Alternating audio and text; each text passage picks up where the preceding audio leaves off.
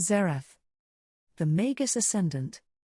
Xerath is an ascended Magus of ancient Shurima, a being of arcane energy writhing in the broken shards of a magical sarcophagus. For millennia, he was trapped beneath the desert sands, but the rise of Shurima freed him from his ancient prison. Driven insane with power, he now seeks to take what he believes is rightfully his and replace the upstart civilizations of the world with one fashioned in his image. The boy who would eventually be called Xerath was born a nameless slave in Shurima thousands of years ago. He was the son of captured scholars, with only the prospect of endless servitude ahead. His mother taught him letters and numbers, while his father told him tales from history in the hopes that such skills might allow him a better life. The boy vowed he would not end up bent-backed and whipped like every other slave. When the boy's father was crippled during the excavations for the foundations of a monument to the emperor's favorite horse, he was left to die at the site of the accident. Fearing her son would suffer a similar fate, the boy's mother begged an esteemed tomb architect to take him on as an apprentice. Though at first reluctant, the architect was impressed with the boy's eye for detail and innate understanding of mathematics and language, and accepted. The boy never saw his mother again. He was a swift learner, and his master dispatched him on errands to the great library of Nessus to retrieve specific texts and plans on an almost daily basis. On one trip, the boy met Azir, the least favored son of the emperor. Azir was struggling to read a difficult passage in an ancient text, and, despite knowing that to talk to royalty was to invite death, the boy paused to help the young prince with its complex grammar. In that moment, a tentative friendship was established, and over the coming months that friendship only grew stronger.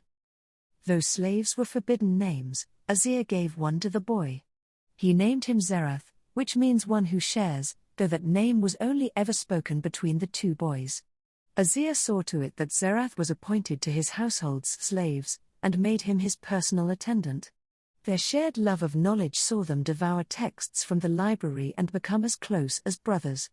Xerath was Azir's constant companion, learning all he could from this new proximity to culture, power and knowledge, finally daring to dream that Azir might one day free him. On the annual tour of the Emperor's dominion, assassins struck the royal caravan as it spent the night at a well-known oasis. Xerath saved Azir from an assassin's blade, but Azir's brothers were all slain, leaving the young prince a heartbeat away from Shurima's throne. As a slave, Xerath could expect no reward for his deed, but Azir promised that one day they would be as brothers. In the wake of the assassination attempt, Shurima endured years of horror and fear of the emperor's retribution. Xerath knew enough of history and the workings of the Shuriman court to understand that Azir's life hung by the slenderest of threads. That he was heir to the throne meant nothing, for the emperor hated Azir for living while his more beloved sons had died. Of more immediate danger, the emperor's wife was still young enough to bear other children, and thus far she had borne many healthy sons. The odds were good that she would produce another male heir for her husband, and as soon as she did, Azir's life was forfeit. Though Azir was a scholar at heart, Xerath persuaded him that to survive, he must also learn to fight. This Azir did, and in return the young heir elevated Xerath, insisting he continue his education. Both youths excelled, and Xerath proved to be an exceptionally gifted pupil, one who took to the pursuit of knowledge with gusto. Xerath became Azir's confidant and right-hand man, a position unheard of for a mere slave. This position gave him great, and some said, undue, influence over the young prince, who came to rely on Xerath's judgment more each day. Xerath bent his every effort into seeking out knowledge wherever he could find it, no matter the cost, no matter its source. He unlocked long-sealed libraries, delved into forgotten vaults and consulted with mystics entombed deep beneath the sands, all to further his knowledge and ambition, both of which grew with unchecked rapidity.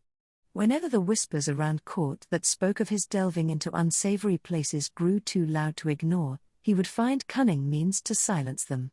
That Azir never mentioned these whispers was, to Xerath, tacit approval of how he was keeping his emperor safe.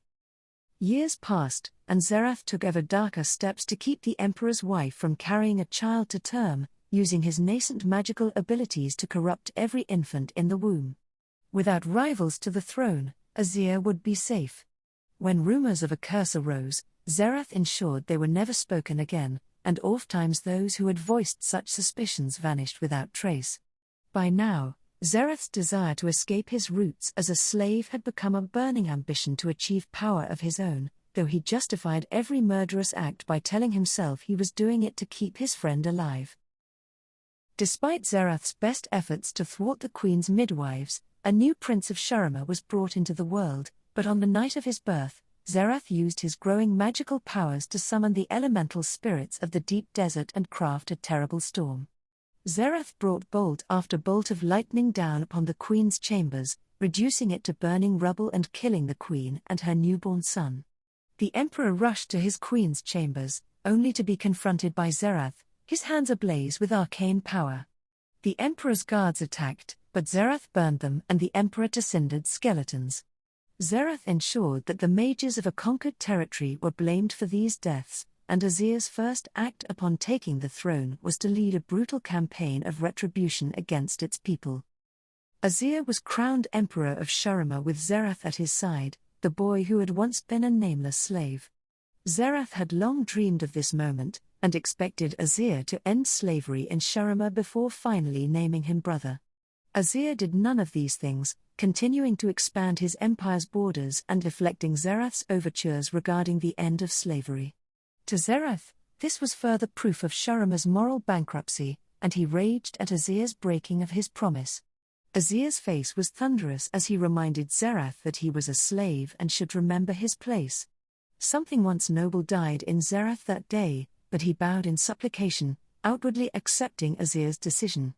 As Azir continued his campaigns of conquest, Xerath remained at his side, but his every action was carefully designed to increase his influence over a realm he now planned to take for himself.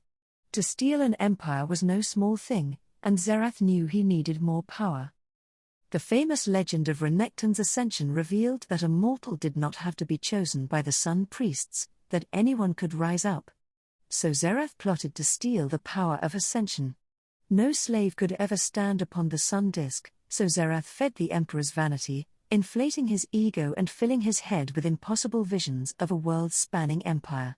But such a dream would only be possible if Azir could ascend as the greatest heroes of Shurima had before. In time Xerath's perseverance paid off, and Azir announced he would undertake the ascension ritual, that he had earned the right to stand alongside Nasus and Renekton as an ascended being. The Sun Priests protested, but such was Azir's hubris that he ordered them to comply on pain of torture and death. The day of ascension arrived and Azir marched toward the dais of ascension with Xerath at his side. Nasus and Renekton were absent from the day's events, for Xerath had arranged a distraction for them by weakening the seal on a magical sarcophagus containing a beast of living fire. When that creature finally broke its bindings, Renekton and Nasus were the only warriors capable of defeating it. Thus Xerath had stripped Azir of the only two beings who might save him from what was to come. Azir stood beneath the sun disk, and in the final moment before the priests began the ritual, events took a turn Xerath had not anticipated. The Emperor turned to Xerath and told him that he was now a free man. He and all Shurima's slaves were now released from their bonds of servitude. He embraced Xerath before naming him his eternal brother. Xerath was stunned. He had been given everything he desired, but the success of his plans hinged upon Azir's death, and nothing was going to dissuade him from acting. Too many pieces were in motion, and Xerath had already sacrificed too much to turn back now, no matter how much that part of him wanted to. The Emperor's words pierced the bitterness enclosing Xerath's heart, but came decades too late. Unaware of his peril, Azir turned as the priests began the ritual and brought down the awesome power of the sun. With a roar of anger and grief combined, Xerath blasted Azir from his place on the dais, watching through tears as his former friend burned to ash. Xerath took Azir's place, and the light of the sun filled him, reshaping his flesh into that of an ascended being. But the power of the ritual was not his to take, and the consequences of his betrayal of Azir were devastating. The unbound power of the sun all but destroyed Shurima, sundering its temples and bringing ruination upon the city. Azir's people were consumed in a terrifying conflagration as the desert rose up to claim the city. The sun disk fell and an empire built by generations of emperors was undone in a single day. Even as the city burned, Xerath held the sun priests in the grip of his magic, preventing them from ending the ritual. The energies filling him were immense, alloying with his dark sorcery to create a being of incredible power. As he drew ever more of the sun's power into his body, his mortal flesh was consumed and remade as a glowing vortex of arcane power. With Xerath's treachery revealed, Renekton and Nessus rushed to the epicenter of the magical storm, destroying the city. They bore with them the magical sarcophagus that had imprisoned the spirit of eternal fire. The Ascended Brothers fought their way to the dais of Ascension just as Xerath fell from the deadly radiance engulfing the city. Before the newly ascended Magus could react, they hurled his crackling body within the sarcophagus and sealed it once more with blessed chains and powerful sigils of binding. But it was not enough. Xerath's power had been great as a mortal, and that power, combined with the gift of ascension, made him all but invincible. He shattered the sarcophagus, though its shards and chains remained bound to him. Renekton and Nessus hurled themselves at Xerath, but such was his newfound strength that he fought them both to a standstill. The battle raged throughout the collapsing city, destroying what had not already sunk beneath the sands. The brothers were able to drag Xerath toward the Tomb of Emperors, the greatest mausoleum of Shurima, a vault whose locks and wards were impossible to break and which answered only to the blood of emperors. Renekton wrestled Xerath within and called upon Nessus to seal the vault behind them. Nessus did so with heavy heart, knowing it was the only way to prevent Xerath's escape. Renekton and Xerath fell into eternal darkness, and there they remained, locked in an endless battle as the once great civilization of Shurima collapsed. Uncounted centuries passed and, in time, even Renekton's mighty strength waned, leaving him vulnerable to Xerath's influence. With poisoned lies and illusions, Xerath twisted Renekton's mind, filling him with misplaced bitterness toward Nessus, the faithless brother who had, in Xerath's fictive narrative, abandoned him so long ago. When the Tomb of Emperors was finally discovered beneath the desert and broken open by Siva and Cassiopeia, both Xerath and Renekton were freed in an explosion of sand and rubble. Sensing his brother still lived, Renekton charged from the ruins, his distorted mind leaving him little better than a savage beast. After an age lost to legend, Shurima was reborn, and as it rose majestically from the desert, Xerath felt another soul return to life beneath the sand, one he had thought long dead.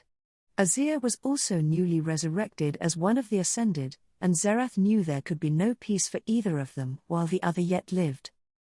Xerath sought the heart of the desert to regain his strength and understand how the world had changed in the millennia since his imprisonment.